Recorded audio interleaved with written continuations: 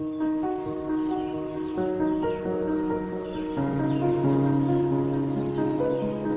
the rural highlands of Jamaica, in a remote clearing, lies the body of a black teenager brutally murdered by a gang of white racists 18 years ago.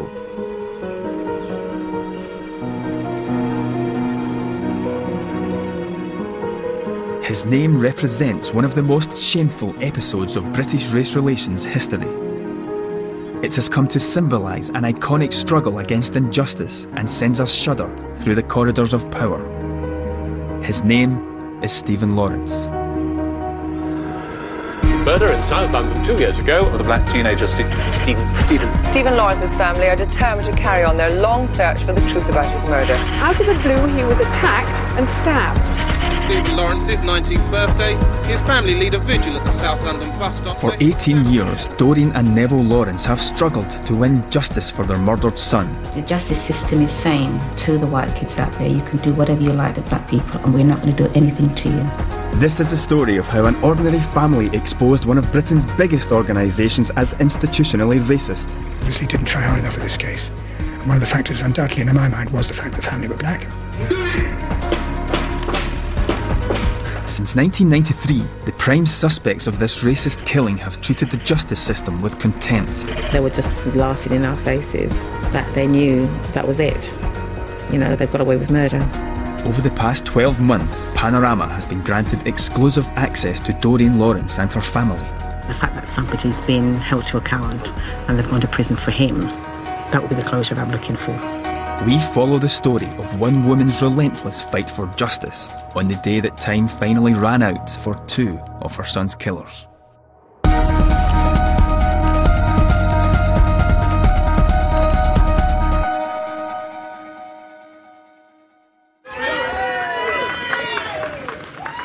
Just minutes ago, amidst dramatic and emotional scenes here at the Old Bailey, Gary Dobson and David Norris have been found guilty of the murder of Stephen Lawrence. Despite these verdicts, today is not a cause for celebration. How can I celebrate when my son lies buried?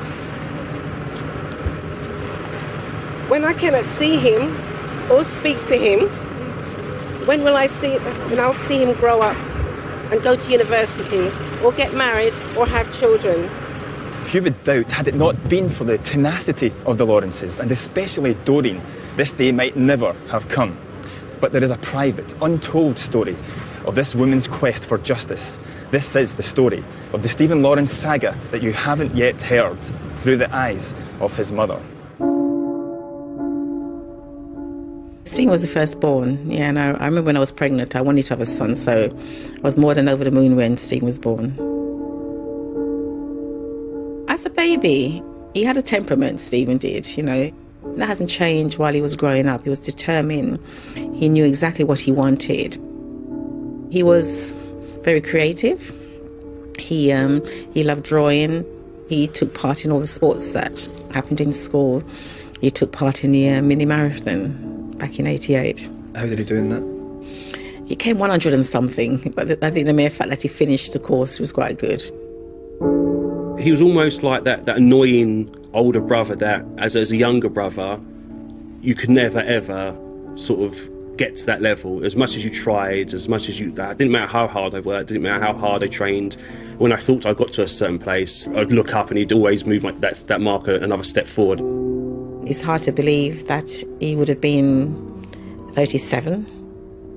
I think about him practically all the time.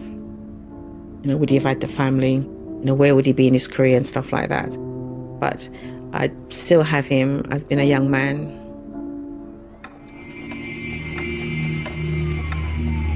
For the British public, the Stephen Lawrence story begins in southeast London on April 22nd, 1993. The events of that evening and their aftermath would change the face of race relations in Britain. 18-year-old Stephen Lawrence and his friend Dwayne Brooks found themselves in Eltham trying to catch a bus home. Why don't we go and see if there's a bus coming? No, I should wait here. This was an area that had already seen 3 racist murders in as many years. There's a bus coming. Can you see it coming? A gang of white youths crossed the road, one of them shouting racist abuse. What? What?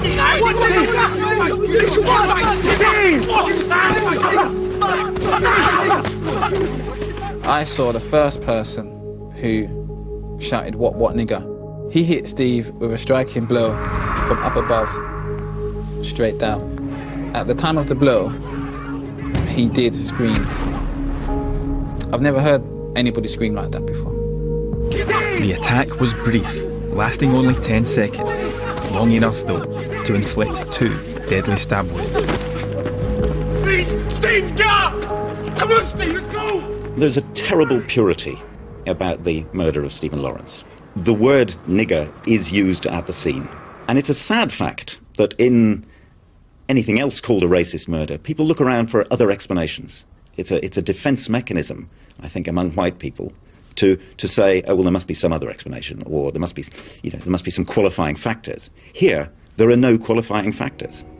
They attack this young man because he's black. Everything points to that. Stephen managed to run more than 200 yards before he collapsed. This was a remarkable feat, as the knife had severed 2 of his main arteries. Steve, get up! Steve!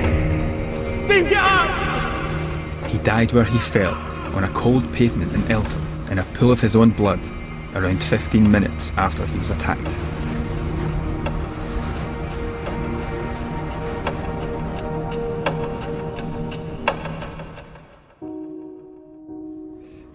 We were told about the knock on the door, and that's one knock on the door that happened.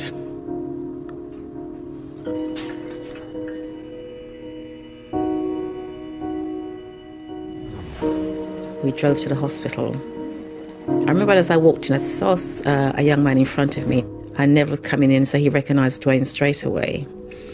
And so I rushed up to him, asking him what had happened. But he wasn't able to answer me. And straight away, I think it was a nurse, ushered us into a room and asked us to wait there. Then we were told that Stephen had died. And it's just like watching a drama. It was like, died? No, he's not. He can't be. Within hours, 5 boys would emerge as the prime suspects and remain so for the next 18 years. They are Gary Dobson, David Norris, Neil Aycourt, his brother Jamie Aycourt and Luke Knight. Over the years, they have strutted their way through an inquest and an inquiry, whilst 3 of them, Dobson, Knight and Neil Aycourt, were acquitted of the murder in 1996. I followed the case closely for many years and in 2006 made a controversial programme for the BBC raising new concerns about police corruption and the suspects' alibis. The case had been dormant, but a fresh review was launched, resulting in the dramatic discovery of new scientific evidence.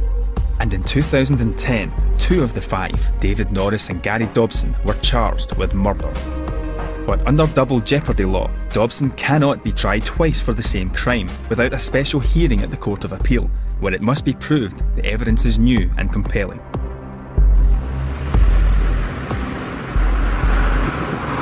Our journey with Doreen Lawrence begins over a year ago in a barrister's chambers in London. But when they saying that, they thought that they had more on Dobson than they did on Norris. Dobson's subject to double jeopardy. Norris isn't. Yeah, I know, but then... Doreen, her QC Mike Mansfield and lawyer Imran Khan are preparing for a meeting with the Met Police and the Crown Prosecution Service. With unprecedented openness, Doreen has already been told what the new evidence is. Just to remind you, I don't know whether you've forgotten, is what they found was Stephen's blood on Dobson's collar and mitochondrial DNA linking Norris to Stephen and fibre. But is this new forensic evidence strong enough to overcome the double jeopardy hurdle? DNA in particular is quite a strong piece of evidence against somebody. And so when I hear that there's a link between the suspects and the victim based upon DNA, then I think that is, I can take an optimistic outlook. Doreen hasn't. No surprise, because of the years of failures and disappointments. They seem to be fairly confident, but, I had no idea. To me, I think until the time comes when I hear the verdict where they found them guilty, I think that's the only time I'm going to be able to say, oh, well, thank God for that. And yes, I believe that will happen. And until that happens, I can't allow myself to be there. I really can't. I think in her heart of hearts, she wants this to be a success. And I think if she doesn't get it, I can't even imagine what effect it would have on her. There is much at stake, and not just for the family. For the Met, the Lawrence case has represented a running sore on the force's reputation. They have invested millions of pounds, millions of person hours. They have invested everything in this. This is their attempt at redemption. And if they get it wrong, they're in for a nasty surprise. The Met are terrified of Doreen Lawrence, aren't they? Yes, I think most people are. But for now, the meeting with the prosecutors has gone well. I mean, I think we were very pleased that they were willing to have the meeting so Doreen could meet the people actually involved and get a feeling of their approach, the feelings that they have about the case, because Doreen's been there before.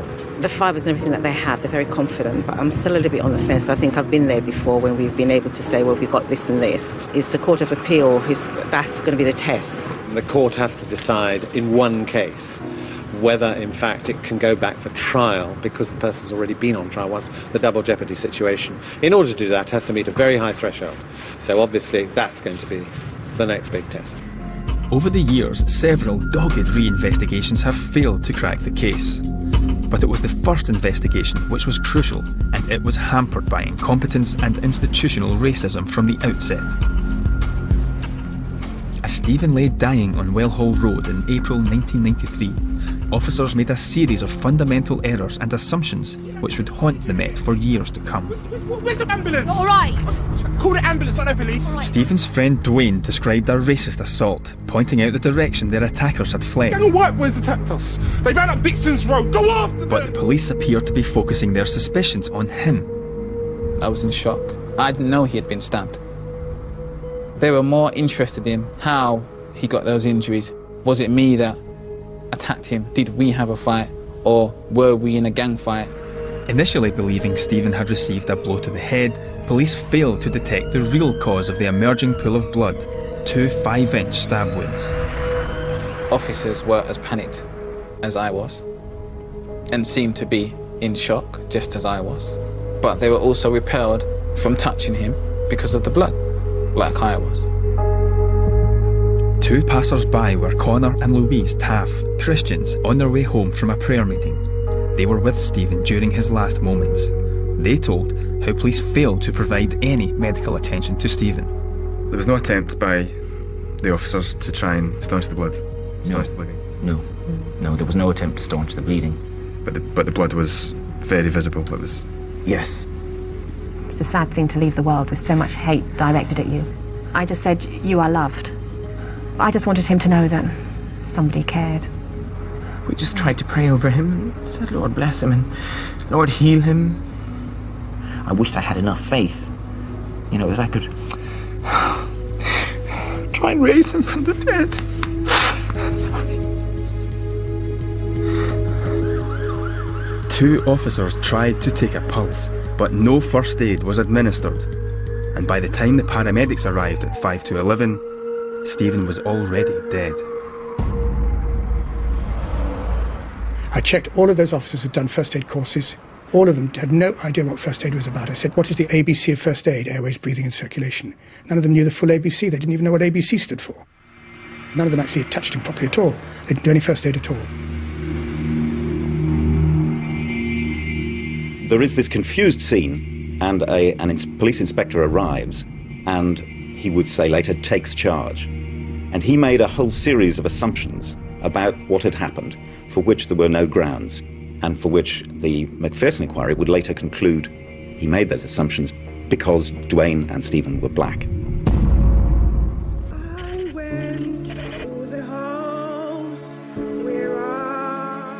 The death of their son has left the Lawrences believing London is cruel and hostile. The family said they did not want Stephen laid to rest in racist soil, and his body was flown to their home country, Jamaica. The Lawrences were never able to grieve in peace. Just days after the funeral, they received news that the Crown Prosecution Service was dropping murder charges against 2 of the suspects.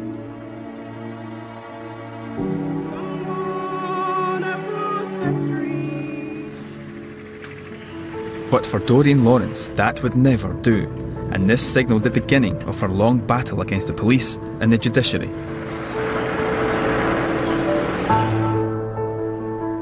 It's March 2011, and I've come to Jamaica with Doreen.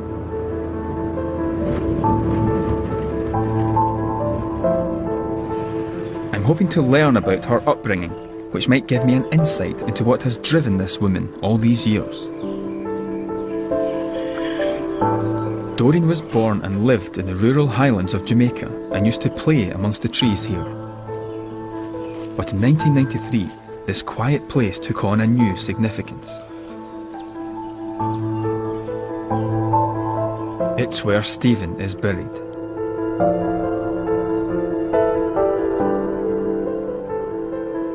The Lawrences keep its location a fiercely guarded secret, but Doreen has agreed to let us film here. You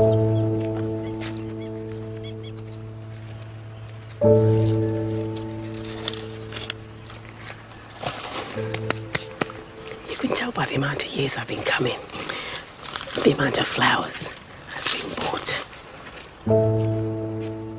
It's always a very sad time.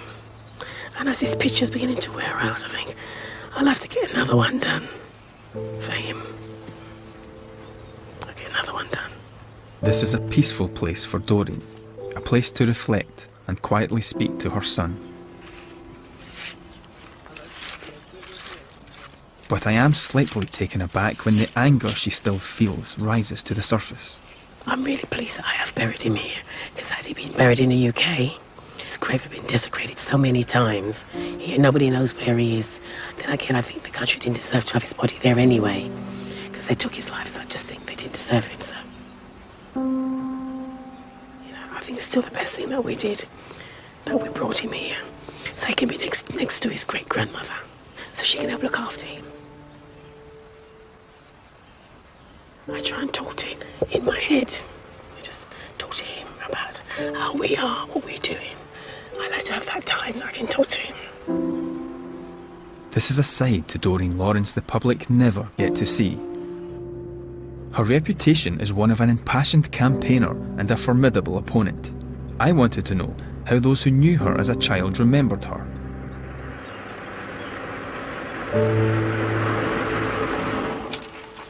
We're going to meet a lady called Joy who seems to know me. So I must have been very young. Hello. I see. Well, you remember me? Yes.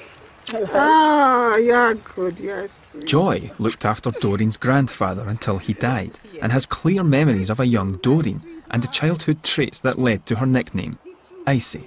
So in Britain, a nickname like Icy would mean that you were quite tough as a child. Is that why she was called Icy? No. I think it's something in the family tradition. All I know that I see hard-working persons. Oh, well, I'm definitely that. They are kind persons. I'm definitely that. Yes. Loving. I think I'm yes. that. Ah, I think, yes, I know.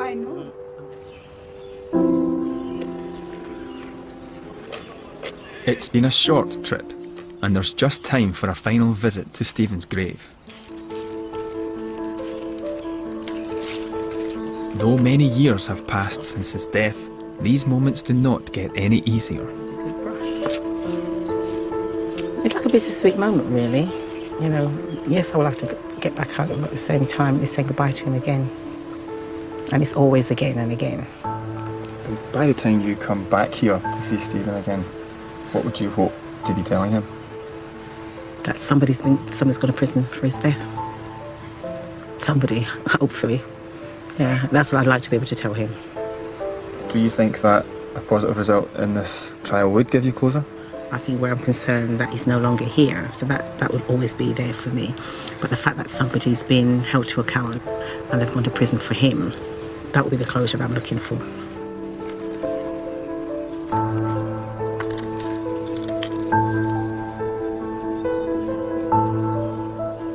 Doreen knows she must put the tranquility of Jamaica behind her and prepare for what awaits over the coming months. The countdown to one of the most eagerly anticipated murder trials in recent history has begun.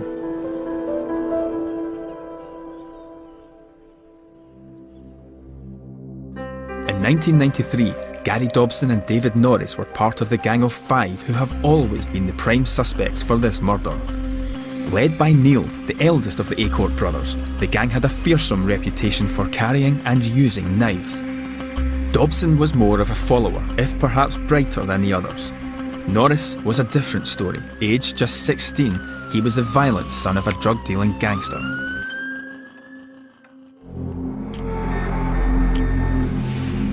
Within 48 hours of Stephen's murder, the police received no fewer than 26 tip-offs, mostly naming the same group of boys. All know to use and carry knives openly. One was seen in the area of stabbing. The boys who did the murder, there are 5 of them. They're nutters. Find killer if you arrest them. Were involved in a stabbing when you arrest them. All know they call themselves the Craze. Knives openly. One was seen in the area of stabbing. Despite this, no arrests were made. Not even when a police surveillance team watched Jamie Acorn leave his house carrying a bin liner potentially full of evidence, get into a car and drive away. The police wasn't interested in Stephen. They weren't interested in catching his killers at all. They assumed that Stephen must know his killers, that we must be into crime, and so was Stephen. And suggesting that, they found a glove on Stephen, as if to say he was into crime. It's like they're assuming that all black families are criminals. Spring 2011, it's a double jeopardy hearing at the High Court. Only Gary Dobson is subject to these proceedings, since David Norris has never stood trial for Stephen's murder. Everything hinges on this hearing.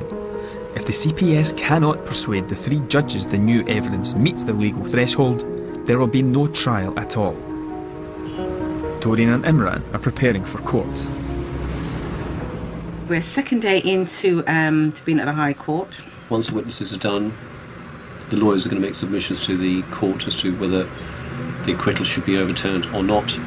So once that's all heard, submissions made, then we wait. So if we get through and the judges say, well, yes, we can go to trial, then it's a much stronger possibility. But at the same time, I'm still a little bit cautious. So I'm not going to be saying, oh yeah, whoopee, I just think this is fantastic, we are going to get there. Thank you very much indeed. Thank you. Take care. Another day.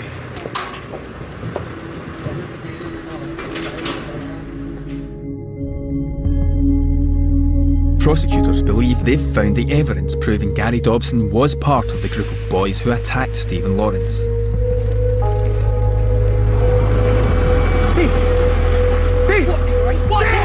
They claim that at some point during the attack, possibly as the knife was drawn back for a second strike, a tiny spot of Stephen's blood became airborne. And it was this microscopic blob measuring less than half a millimetre which eventually landed on the collar of Dobson's jacket and, crucially, soaked into the weave. New advances in DNA technology enabled scientists to prove it was Stephen's, with odds of 1 billion to 1 that it belonged to anybody else. Clothes fibres belonging to Stephen were also found, but it was this minute bloodstain that would form the central plank of the prosecution case. There were fibres that had already been found, and they'd been found way back in 1995 and 1993. We also followed a line of hair, human hair. There appeared to be quite a considerable amount of human hair, and as a result of that, they realised that there was a potential for blood as well. And that, at that moment, I think it became very significant what we'd found. But the defence has an explanation for all of this. Contamination. They say that dried blood fragments and fibres from Stephen's blood-stained clothes must have escaped through degenerated seals throughout years of scientific testing. This claim is bolstered by a litany of examples of poor evidence handling, when various key exhibits have been stored or even photographed together. Dobson's team insist this fatally undermines the prosecution evidence and that it doesn't deserve to go before a jury. But for Doreen and Imran, it's the first they've heard of it. The arrest, all the information, didn't collect the evidence, so it's just a catalogue of stuff, and like listening to it now, nothing much has changed. When I heard it, I was shocked, and it was staggering that if you wanted to pick any case that Metropolitan Police wanted to make sure that they had dealt with properly after all the criticisms, it would be this one. Yet despite that, things were not being kept properly. I mean, what's concerning me now is that I can hear, if this goes to trial, how the defence are going to make hay with this. And they're going to suggest to the jury, you can't trust this. Putting legal hat on, looking at it, hopefully objectively, you'd say, yeah, they've got over that threshold. And I want to be able to say to you, I hope I can say to you, I was right. Okay, well, I hope so too. Only time will tell.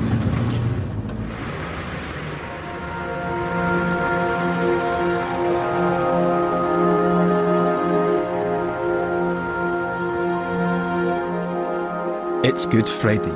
It's also the anniversary of Stephen's death. And whilst the family waits for the judge's decision, Stuart Lawrence addresses a special memorial service to his brother. I'd just like to share with you some really good memories that we both shared, me and Stephen, every Sunday. As far back as I can remember, we used to come to this church, and I can look around and I can see memories. Because it just reminds me. In the early days, I did after Stephen's death. As I said, I questioned why wasn't God there to protect Stephen, and I had really difficulty in that in the early days. And I'd just like to say I'm really grateful for all the help and support you've given my family over all these years as well, especially my mum. And then I presume I start thinking that everything happens for a reason. And I think all the things that's happened around since Stephen's death, even though he had such a cruel death, it's like it was meant to be, because all the changes happened, and hadn't Stephen died, a lot of things would never have happened. That's the things I start thinking about whenever I'm here.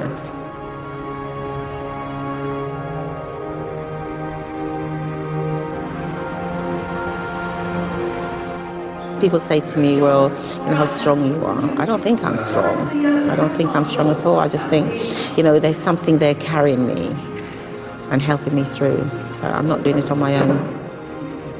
If there's one thing I must say, I don't forgive the boys who killed Stephen. They took away Stephen's life. And there's nothing in them, in their behaviour or anything to show that they regret what their actions have done and the pain that it's caused us as a family.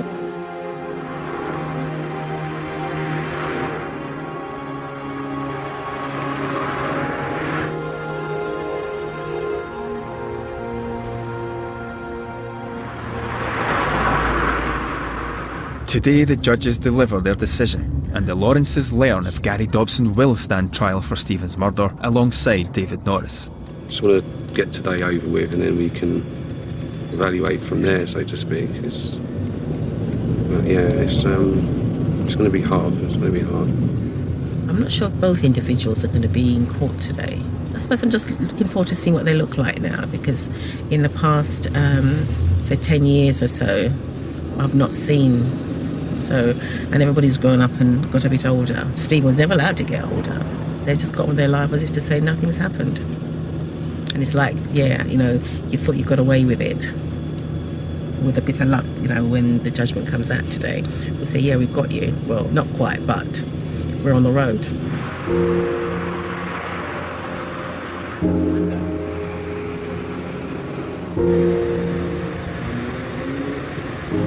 At 10 o'clock this morning, we go into court for, and we get judgment, decision. The prosecution are allowed to tell the family and myself an hour before what that decision is going to be. So we'll know an hour before. So we'll go into court knowing the decision. If it's a good decision, that'll be an hour on cloud nine. If it's a bad decision, then that hour is going to be a very painful hour.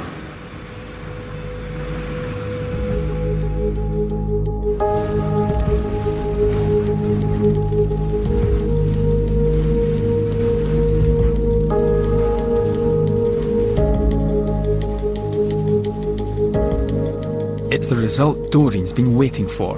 The new evidence is strong enough to go in front of a jury. Gary Dobson and David Norris will stand trial.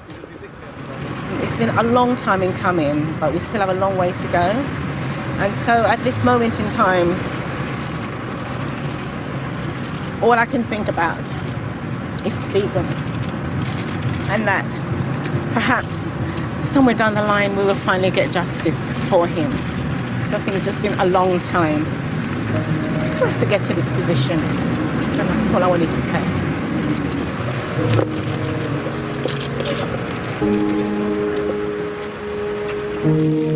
Even though you hear all of it, but is it real? Is it real? You know, after 18 years, are we actually going to have a trial where the CPS are, you know, all gun-ho to say, yes, we want to make something happen? It's a bit surreal, really. You know, you're not... Is this really happening? Is this some sort of dream? You know, is this going to be the start of a big hope that ends in disappointment? There will be a trial. It's 18 years too late, isn't it, the trial? Yeah. The worry is now, having heard some of the evidence, which is fine for this stage, is it enough for a trial?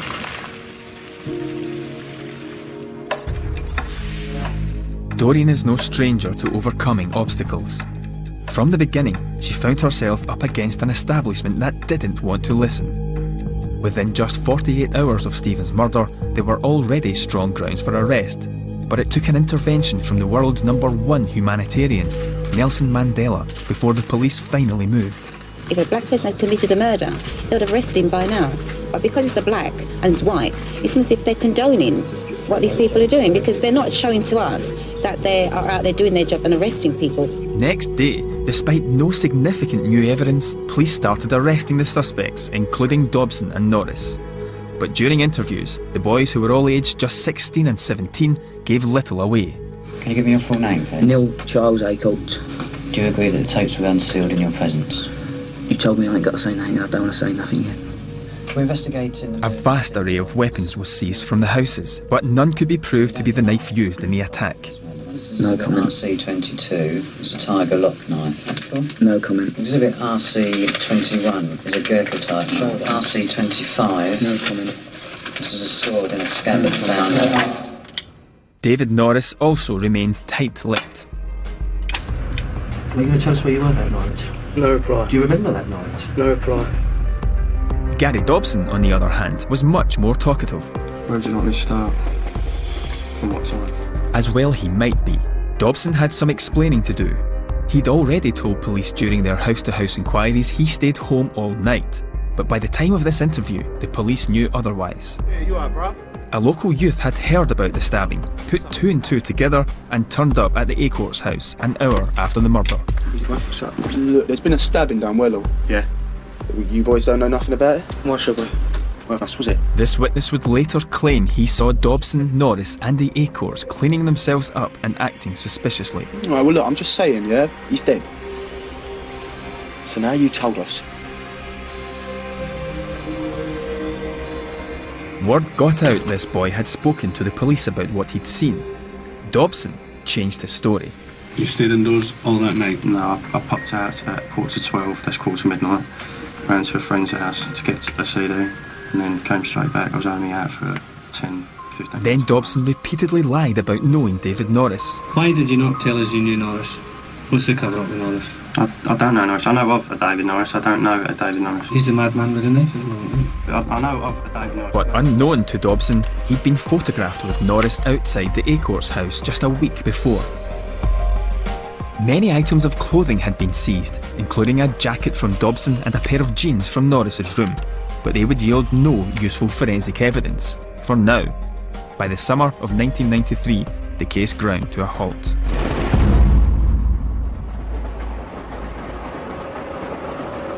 Today, Doreen's full-time job is keeping Stephen's case in the public eye.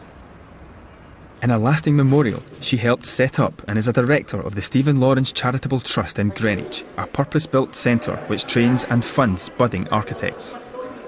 Tonight's about celebrating the life of Stephen Lawrence. And Doreen hates the limelight, but never shirks from being the public face of the campaign. We're really honoured to really be part of the story, really, with Doreen and Neville and the family. Doreen and Neville divorced in 1999. Events like these are amongst the only times they meet. But these balloons are balloons that have Stephen's name and his signature on them.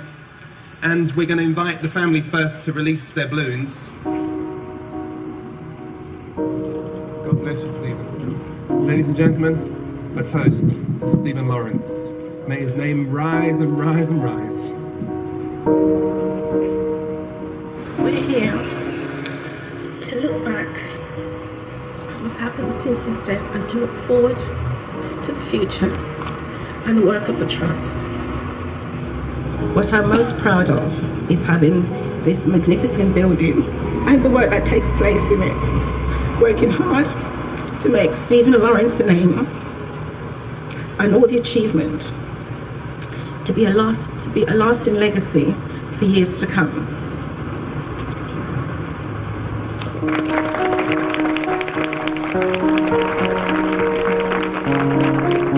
If it was me and I lost a loved one, I don't know whether I'd be able to go out there and say the things that she does, do the things she does, put a brave face on, a smile on, and meet hundreds of people, and all she wants to do is to stick her head under the pillow and just grieve. And I have great respect for that, huge admiration. I can carry on with my job. I've got other cases. This is her life, and I'm so in awe of the fact that she can continue the way that she does.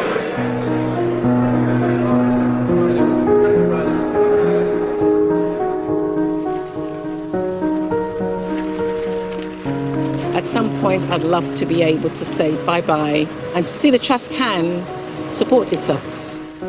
It is hard because I am just a regular mum, you know, who's lost a son, and I have campaigned.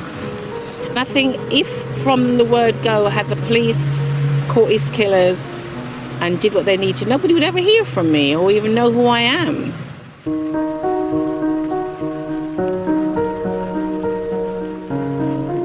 Been divorced now for the past, 11 years? I think, will I still be married? I don't know. Probably not. I think things were probably going wrong before Stephen's death. I've got nobody in my life since then. You know, you can be out with loads of people and you're still on your own.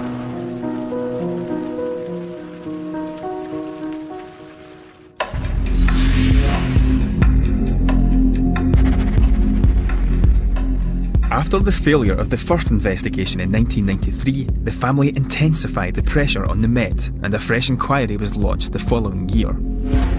This time, detectives set about their task with vigour and installed a tiny camera in a plug socket of Gary Dobson's flat. The surveillance footage showed Dobson, pictured here with a large knife, Norris, and others at play and in their element. The results were shocking.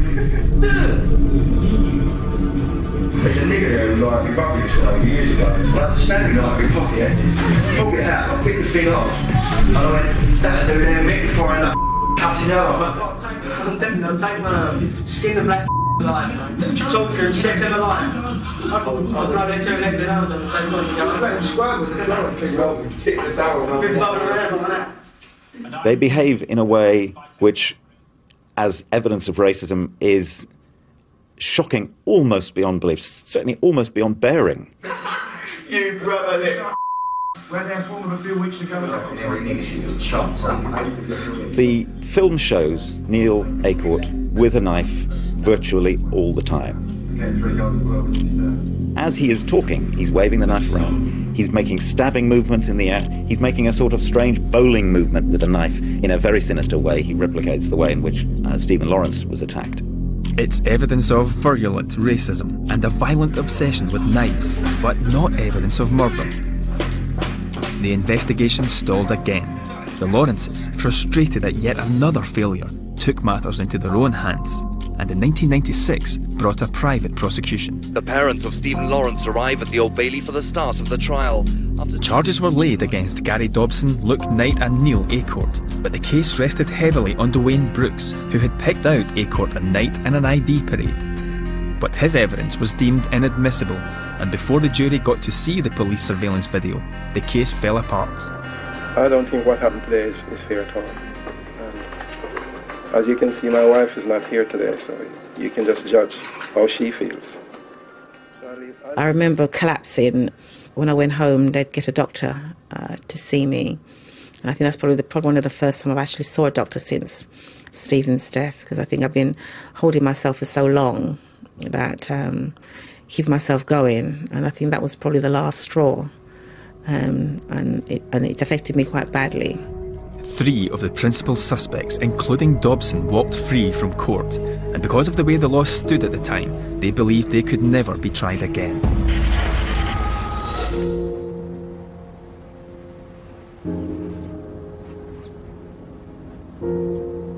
In a storeroom at the back of the trust, Doreen is taking me through a box of Stephen's belongings. He's an artist and he was the one who... I can see that despite the public profile she craves for Stephen's legacy, Doreen guards closely her private memories of him. Well, these are just some pictures that of him as he grew up. I didn't like the idea of too many photos of Stephen being out. I just think that everybody just seems to want to have photos of him, and I just think, no. The one is enough, then that way you have some control. This is when he was a cub and a scout. So we've got his cap still. This is when he was a cub. So we've got his jumper. And all his badges. And so he's got his bronze and silver badge, so he didn't quite get his gold. And this is just his work.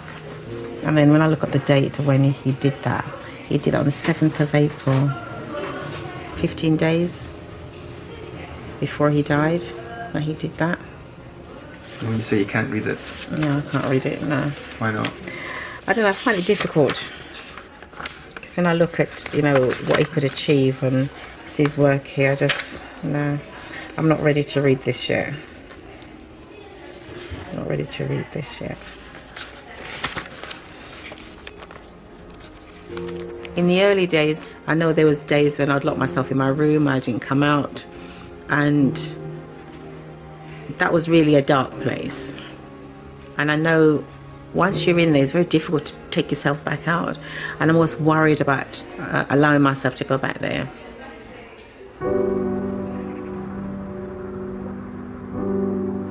With just 2 months until the trial, Doreen's decided to have a family barbecue. It's a rare opportunity to see her and Stuart relaxing. It's just a good way to get the family together, to spend some time together, socialising, less stressful times and stuff. And I hope there's a positive outcome, just because, more for my mum's sake than myself, because it would help her put this to rest and her to move on. I think that's the most important thing for me, really. You've got to give your old auntie, darling. Chicken's ready, sausages are ready. Doreen's sister Cheryl has been a crucial pillar of support throughout the years. She didn't ask for this. This is not the life she planned for herself. But I think from the 22nd of April 1993, her world became dark.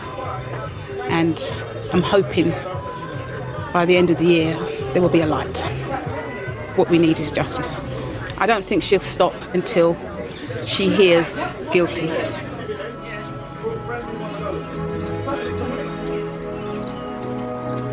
And it was the Lawrence family's relentless search for answers which eventually forced a full public inquiry in 1998. Doreen Lawrence, Stephen's mother, has been highly critical of the police investigation into her son's death. Today she heard evidence... The McPherson inquiry would become the watershed moment in British race relations history. Sir Paul Condon arrived for a furious battle of wills over just how racist his force is. It exposed the Met, and in particular its first investigation into Stephen's murder, as institutionally racist. And I think she went through the inquiry almost saying, I told you so, I told you so. Look, this is what was happening, and I knew it all along. The crucial thing about the institutional racism is that there was a collective failure of the police, as we called it, a collective failure. Almost every decision that should have been made didn't get made. If it did get made, there weren't records of it. And if there were records of it, their decisions were wrong. Amongst 70 recommendations made by the inquiry, Sir William McPherson called for a complete overhaul of police training and, crucially, a change in the double jeopardy law, which eventually led to the current prosecution. But the inquiry would be remembered as much for its damning verdict of the Met as it would for the scenes outside after the 5 suspects had finished their evidence and revealed very little once again. They were just laughing in our faces that they knew that was it. They got away with murder. People just had enough of them, was pelting them with all sorts of fruit bottles and all sorts of things thrown at them. But they came across as exactly the type of person that they are. Evil, just came across just like that.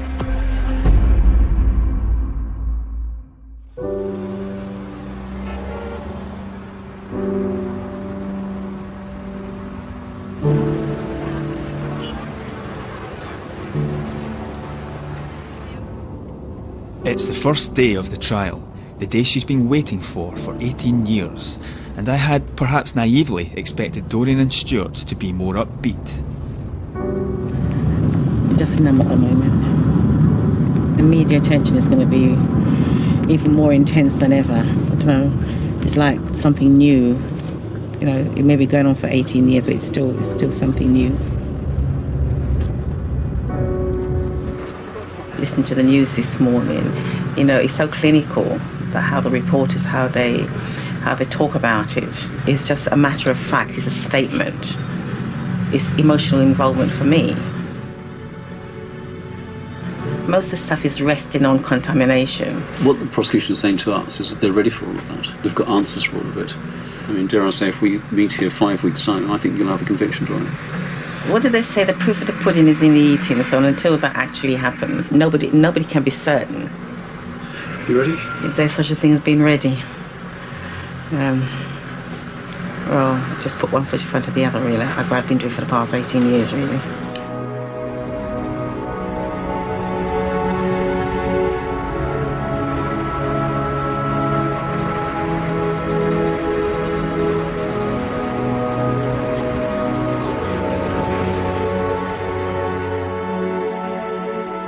In the following weeks, the Lawrences would hear testimony from dozens of police and forensic witnesses.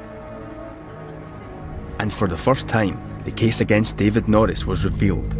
On a sweatshirt that was found in his bedroom of his address during the original search of his house, there were 6 fibres that matched Stephen's trousers, and also a fibre that matched Stephen's polo shirt. And on his jeans, there was found amongst the debris on the surface 2 very, very small fragments of hair, and a mitochondrial DNA profile of that hair matches Stephen Lawrence and his maternal relatives. Norris would tell the jury the garments didn't belong to him, whilst Dobson said he hadn't worn the key jacket for years before the murder. And Dobson's defence mounted a stinging attack on the principal piece of evidence, the bloodstain on the jacket collar.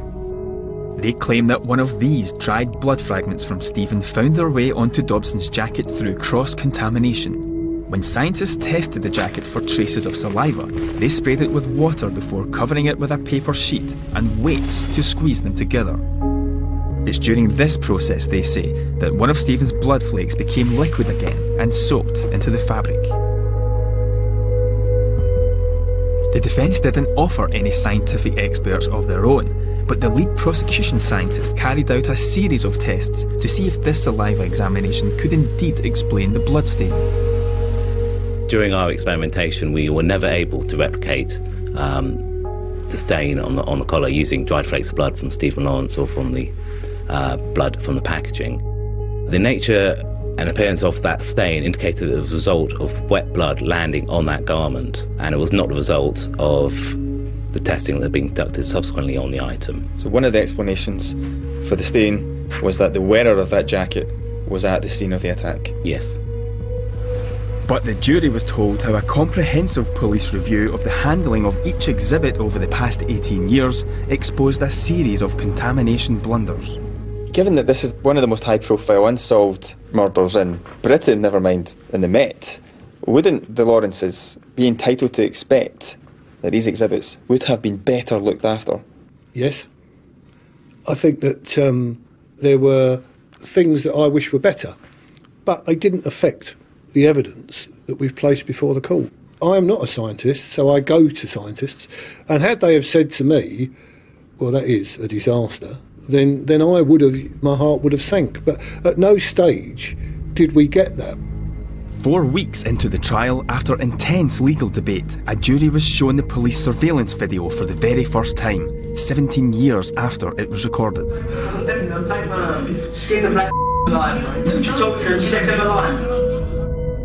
Both defendants took to the stand to denounce their extreme racism and proclaim their innocence. Alibis were offered.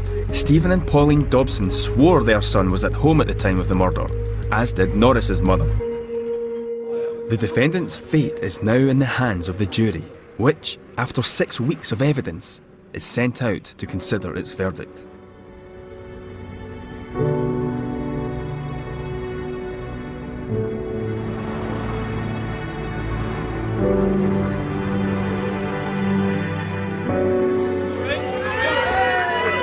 After deliberating for more than 8.5 hours, the jury has finally returned its verdict. Gary Dobson and David Norris have been found guilty of the murder of Stephen Lawrence. They now face prison. For the Lawrences, after a wait of more than 18 years, justice has finally been delivered. In her only post-verdict television interview, Doreen told me of her relief. Just so numb.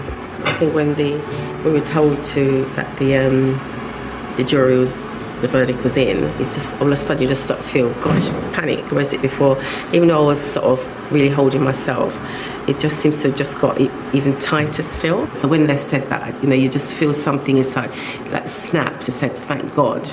And then when it's both of them, that's even more. And you were very emotional in court. Was it like an outpouring of 18 years of grief? I don't know. I think some part of that, I just feel that, it's just releasing some of the stress and strain that's been happening over there, has been built up for the past 18 years.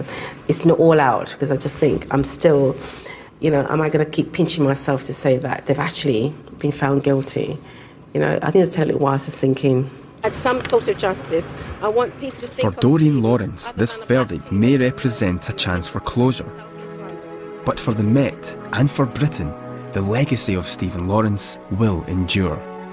This case is an extraordinary case which has had more impact on policing than any other single case that I can think of in modern times, and possibly in the history of the Met. The way we approach homicide investigations is utterly changed. The way we approach working with families and with communities is completely changed. The face of the Met has changed. I meet many people in my work, and the one thing they all say is what a fantastic job the Lawrences have done. And that's white people as well as black people. It's not necessarily just about black and white, it's about whatever background you're from. It means that you can't get away with doing the things that you did before.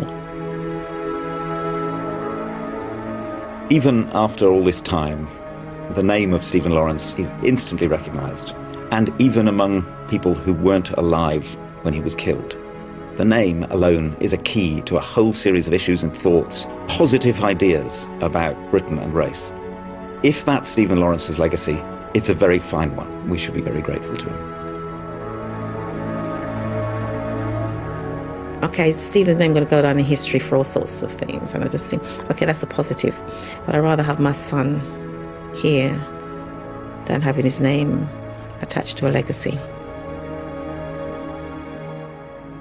Gary Dobson and David Norris are now convicted of the murder of Stephen Lawrence. The other 3 original suspects continue to deny the murder. Luke Knight, Jamie Acorte and Neil Acorte remain free. The case remains open.